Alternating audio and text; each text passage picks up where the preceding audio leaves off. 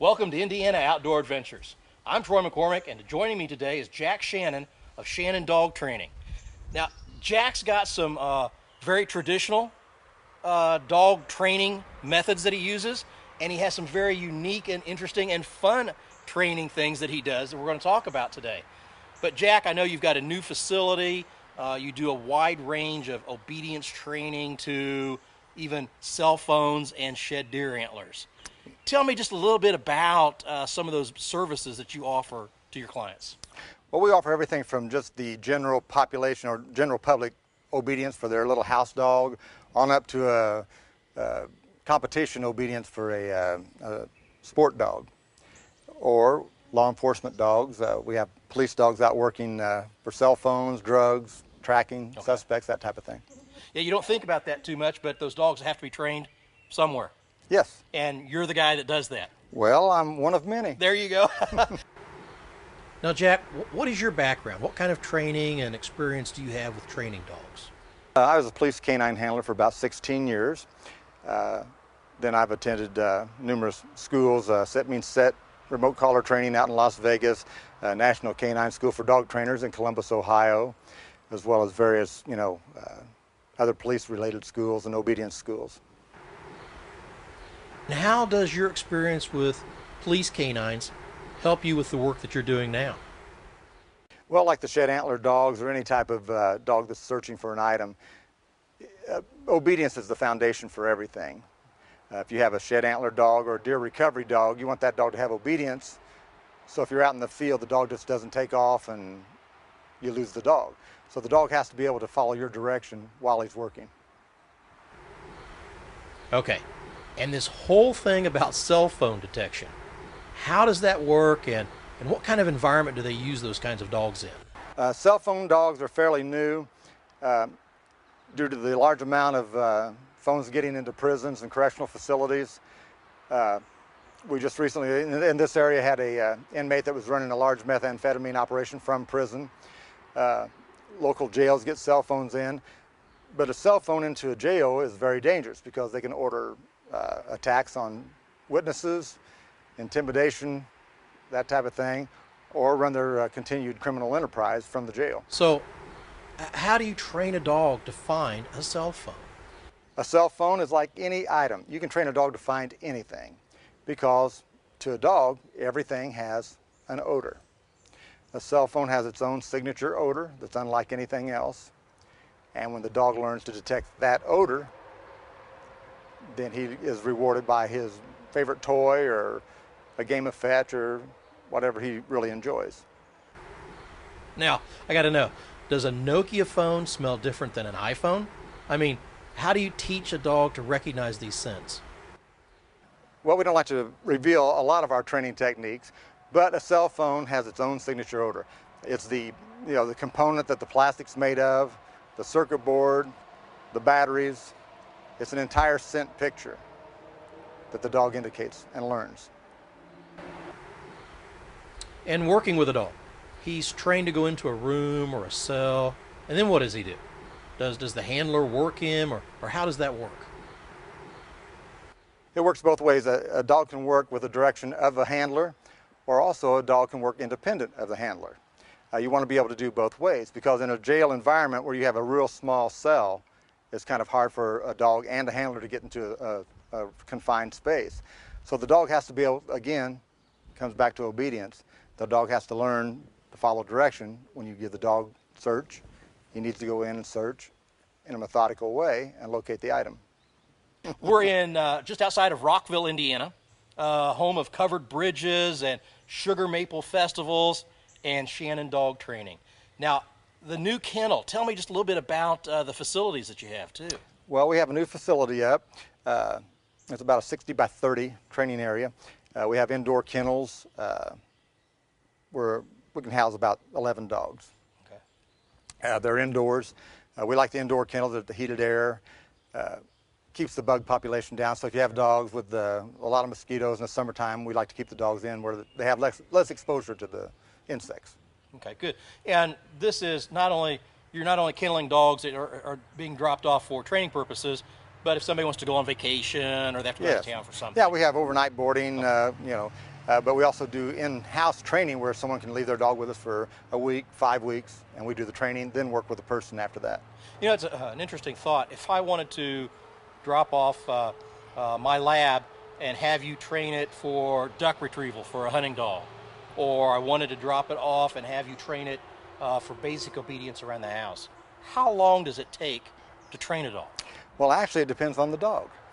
If you have a lab that doesn't really have any drive, well, he's going to be hard to really work for a retrieval dog. But if you get a dog that's really genetic sound, 4 or 5 weeks, you can train a dog on full obedience, okay, to find shed antlers or whatever. And it depends on what level you want. If you want a dog just to hunt ducks with, or do you want a dog that's going to be in field trials? Okay. There's a difference. There's more work goes into that. Now, right. What if I want a dog that is a good house dog, but I also want to take him out shed antler hunting? You can do dual purpose. Right, okay. Because a dog, a lot of times people have trouble with their dogs, or a lot of the dogs I get, they need a job. They have a high drive dog, a high drive lab that this dog wants to do. I want to retrieve, I want to swim. But they don't get the opportunity because they're in the house all the time. Yeah. Right. So when you provide that dog a job, you have a more balanced dog. What would you say if someone was trying to train their own dog? What's the biggest problem or the most common problem or mistake that people make? People try to make the dog do something. Okay. A dog cannot do anything he doesn't understand. So if he doesn't understand sit, we have to show him what sit is. Okay. Also, people aren't patient. You have to have patience and give the dog a clear understanding of what you expect. Okay. You don't have to scream, don't have to yell, don't have to hit them. So raised voices, shock collars, you don't necessarily have to go to those extremes unless a certain dog is just being a problem. Well, you mentioned shock collars. Actually, a remote collar is very effective, but you're using it in the context of all correction. Right. We praise with them. Okay. So the dog doesn't fear that collar. Okay. Okay. We use the collar to praise the dog, correct the dog, but that collar doesn't make the dog do anything. Right. Your command does. Right. The dog just gives him guidance and gives me a way to communicate with the dog 50 to 100 yards out.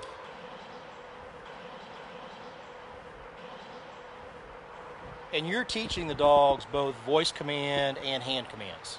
Right. You can do hand signals, voice commands, yes. Now, do you teach owners then when you're done so they are using the correct hand signals when they get the dogs home? Right, and that's what the dog needs. You need to be consistent with the dog, and that's what happens a lot of times. You get home and the husband says, here, the wife calls the dog by name, you get confusion. And anything that's not consistent to a dog is confusion. Yeah. And I'm not going to pay attention to that. I'll go do what I want.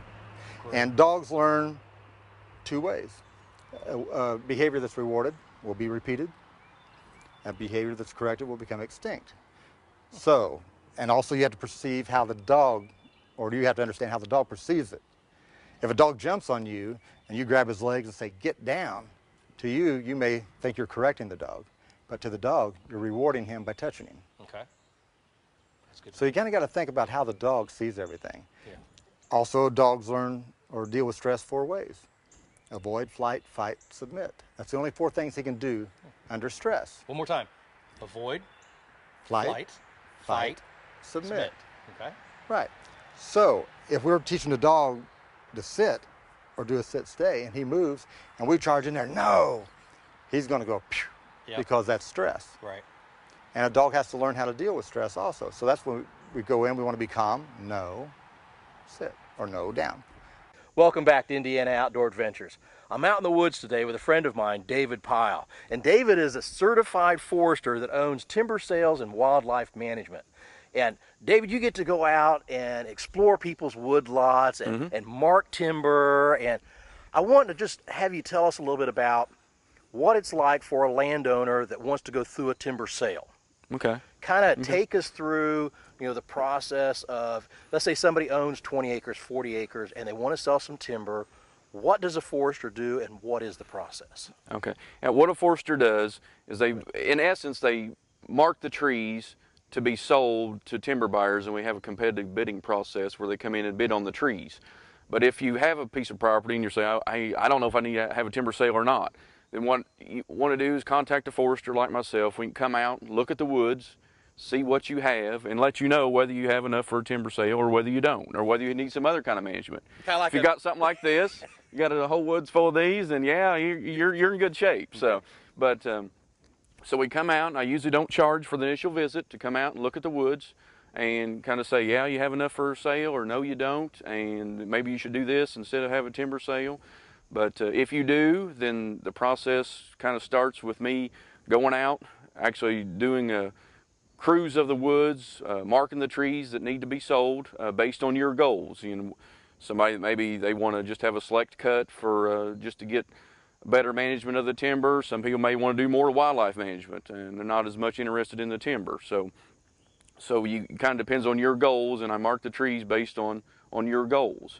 So I go out and mark the trees, tally them up by species and how many board feet and how many trees of each species there are. Okay. So I get a listing of those, and then from there, once the trees are marked, then we advertise them to timber buyers in the area and say, okay, this woodlot's coming up for sale. There's this many trees, this much board footage.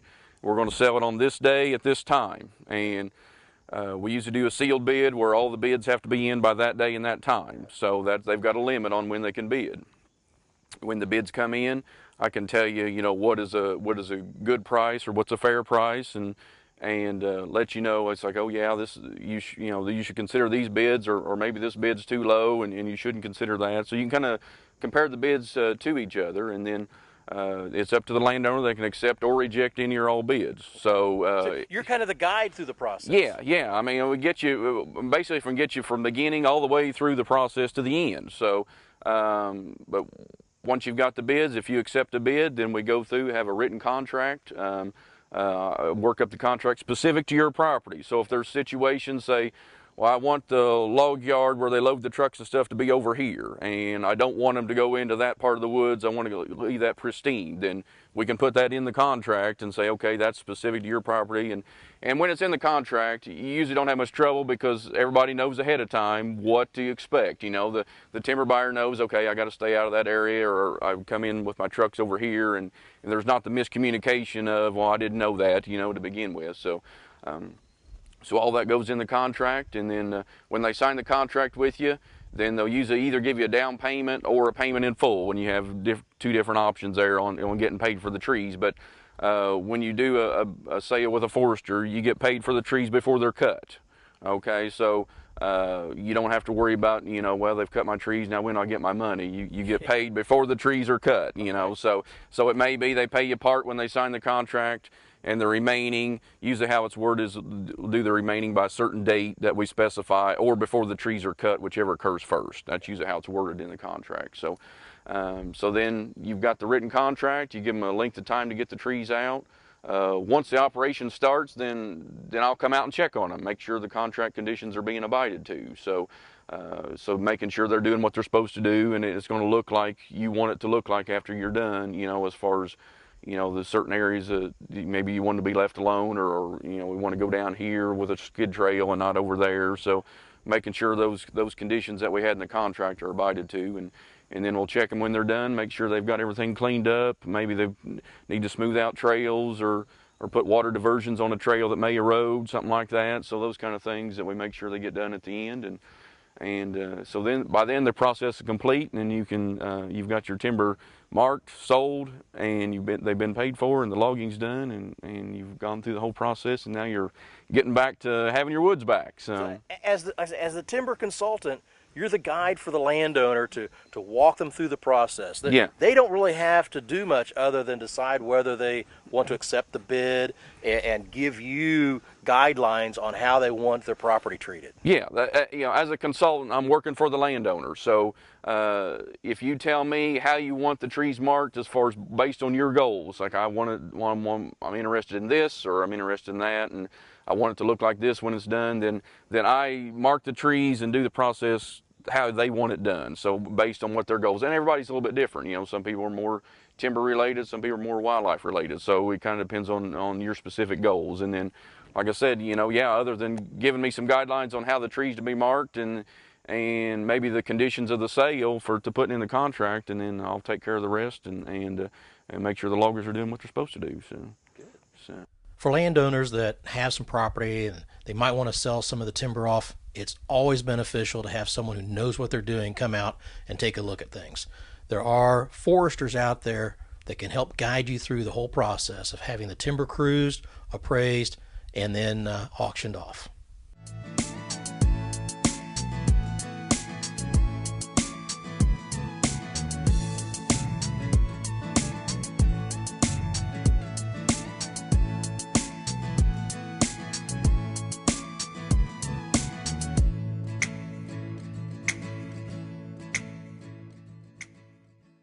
We're in Scott County today, following along with a professional forester, David Pyle.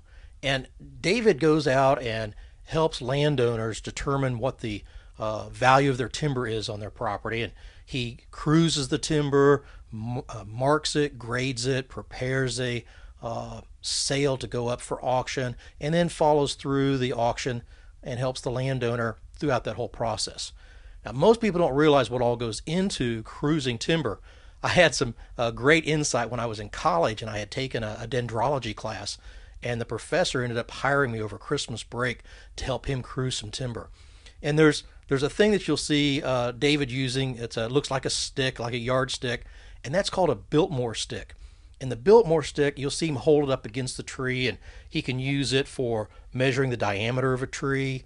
He can step back 50 feet away from the tree, hold it up, tell how many 12-foot logs that he can get out of that particular tree. So right here when you see him and he's checking the diameter of the tree, he checks it from a couple different places. Then he's going to mark the tree for sale, record it in his log book, and then he's going to step back and take a look at, like I say, how many prime logs he can get out of it that don't have any knots, or logs that may have one knot.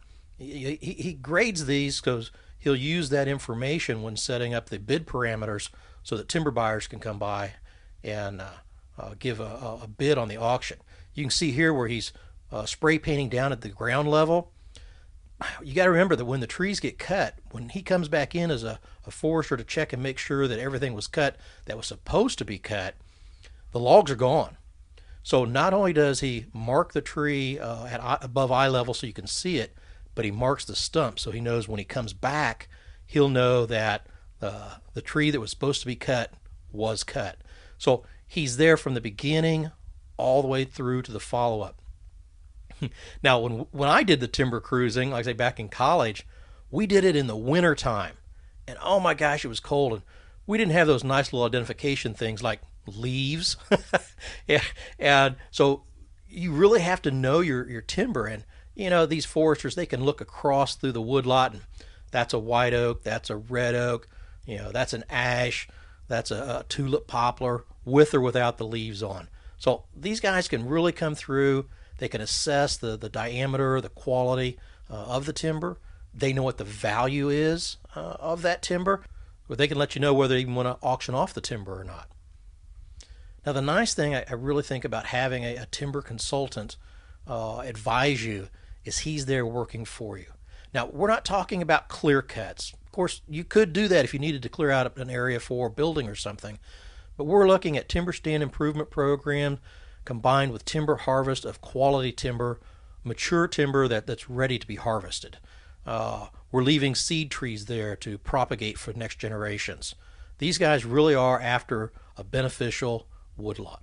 Tell me just a little bit about the piece of property we're on right now. I mean, you don't have to own 400, 500 acres to have a timber sale. No. This particular property is 20 acres total and has about probably 8 acres of woods. And we're marking a sale here today, and he has enough trees to do a select cut of what he has here. So, and the smaller the acreage, it depends on the trees that you have. I mean, if there's some nice trees on it, you don't need as many to have a timber sale. But if the trees aren't as big or aren't as good a quality, then you would maybe need more of those to have a sale. But you know, having a forester come out and look at the woods, they can tell you. You say, yeah, you do, or no, you don't. So. Well, what are the money species right now? What's okay. the timber industry looking for? Right now, you know, white oak's a standard. It's usually fairly valuable and is pretty consistent on its value. Walnut is very valuable too. Probably the most valuable tree in Indiana if it's good enough quality and big enough size. But each species has its ups and downs. You know, tulip tree or poplar as it's commonly called, it goes up, cycles up and down. Right now, it's been pretty good, but you know, and say a year or two ago it wasn't. So it kind of just varies. So you may want to talk to your forester about that and see what species you have and see what the markets are. And Sure. if you have the option to time the markets, then you may be able to do that, but that can be tough, you know, because they're up and down from even within a 6 months period. So. I mean, after you've cruised a wood lot, you're going to be able to come back to the landowner and say, here's what you've got, and here's some recommendations. Yeah.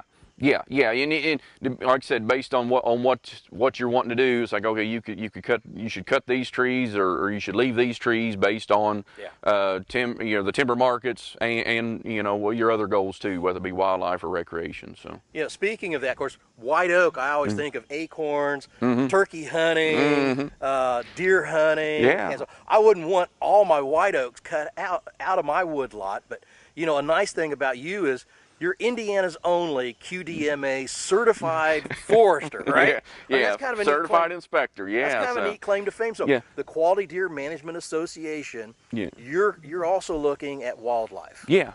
So for a landowner that likes to hunt, it's okay to go ahead and have a timber stand improvement program and harvest some timber. Yeah, and most landowners, they either hunt themselves or they have somebody, family members or people that hunt on them. So yeah, usually hunting is involved in the wood lot in the timber process. So, but yeah, the trees can be marked and harvested in a way that is not going to hurt the wildlife and maybe even more beneficial. You know, a select cut can improve the deer habitat on the woods and you know, even the turkey habitat, if it's not cut too hard, it will improve that because you've got more bugging areas and that kind of thing. So yeah, it does improve the wildlife habitat after the sale. So you know, I think it's important for people to realize that timber is a renewable resource here in Indiana. Harvesting of timber is part of managing a quality wood lot.